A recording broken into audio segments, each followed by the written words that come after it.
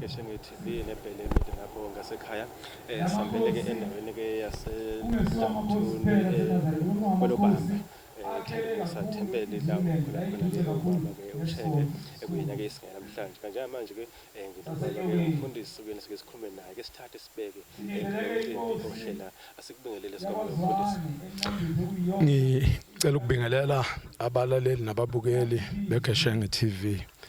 Ngibonge ithuba bangipha lona ukuthi ngichaze ngalenkonzo esemva kwami. Nani ke eningi-interviewayo ngiyanibingelela. Silapha abantwana baNkulunkulu ethempelini laseThanda Umusa sizokhonza unyazi. Kodwa inkonzo esibhekene nayo namhlanje ihlelwe izinsizwa zesigcawu. Sizwa ke zesigcawu isabalele khona isuka emampondweni, khona isuka eGoli, khona isuka eThekwini, khona isuka eSwazini. Njoba silapha nje singabantu abanhlobonhlobo. Sizohalalisa ke nokuxhawula esweni lesilo ngoba ubaba uButhelezo beumvangeli webandla lamaNazaretha wabe sekhethwa isilo samabandla ukuthi abe yiso lalelizwe lawanobamba. Silapha ke bantwana bahle bakaNkulunkulu sizobonga uNkulunkulu inkonzo yokujabula enhle emnandi yokuhlangana kwezinsizwa ihlangana kobuNazaretha zase ikhetha lolusuku lokuthi sikwazi ukuthi sizobungaza ukuxhawula iso lesilo. Ngidlulisa ukubonga okukhulu bantwana bakaNkulunkulu. Umfundisi usakhuluma ngaphakathi uphethe inkonzo ngizile ukubalula ukuthi khona umfundisi okhona uyafisa ukuthi sisendelane ke nibambisane ukuthi namakhosi nomkhandlu ukwazi ukuthi ukubambisana mhlawumbe nje uphinda futhi sikhuluma ngokole.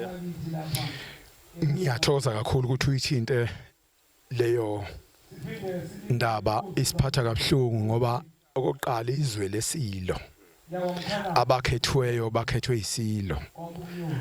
Awufanele umkhandlu uhlukane uphambane nezwe lesilo kulokho isilo eselikhombile. Fanele wonke umuntu abuke lapho khombe khona isilo samabandla. Siyakukhulekela ke ngokwenkonzo ukuthi ngisho ubukhosi bakwaNtombela abamsane nobukhosi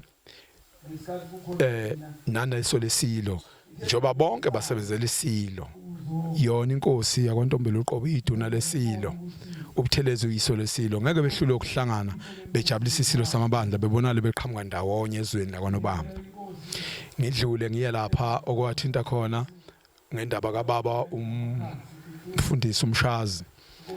Ngiyamfisela ubaba uMshazi ngoba ubaba uMshazi uyena umfundisi wakulelizwe.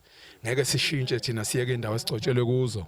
Sicela ukuthi ke angasisoli ke njoba sizile sokwenza lenkonzo siyobonga mawukuthi akekho ngoba engaphathekile kodwa mawukuthi kukhona enhlizweni yakho ukuthi ngeke asemukele ngasizwile ukuthi khona umuntu othunywe uye. Siyamcela nje kuShembe ukuthi akeze sihlangane sibe into eyodwa ngoba ibandla elikaShembe akusilone labefundisi.